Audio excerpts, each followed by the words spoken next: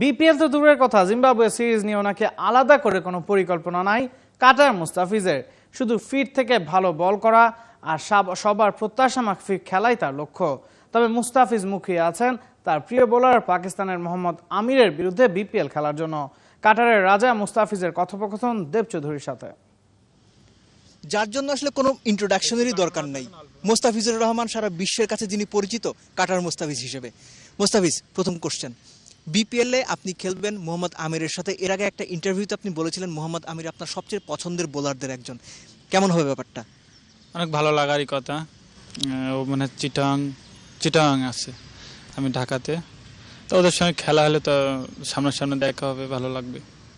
আরেকটা বিষয় হচ্ছে যে আপনি যে পারফর্ম করেছেন এই কারণে আপনার টিম ম্যানেজমেন্ট এবং দর্শক ভক্তদেরও আপনার উপর প্রত্যাশাটা অনেক বেড়ে গিয়েছে। আপনি কি এটাকে চাপ মনে করেন না বাড়তি দায়িত্ব মনে করেন?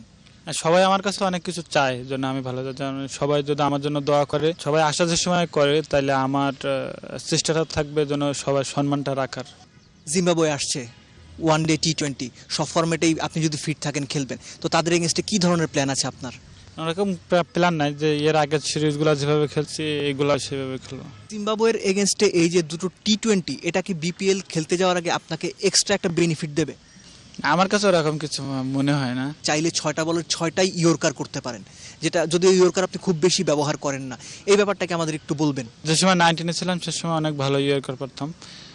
এখন যে আমার ইয়র্কারটা প্রয়োজন হয় না, যে সময় প্রয়োজন হয় চেষ্টা করি দেওয়ার। একটা সময় ছিল যে আপনি 6 বল অন্তত 4টা ইয়র্কার করতে পারেন। এখনো যদি আপনি চেষ্টা করেন সেটা কি সম্ভব? হ্যাঁ, সম্ভব না কেন।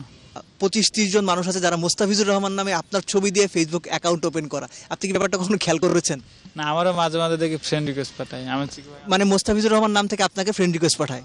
আমারও পাঠাই। তখন আপনি কি করেন? কি করবো, করার নাই কিছু। দেব চৌধুরী, 71।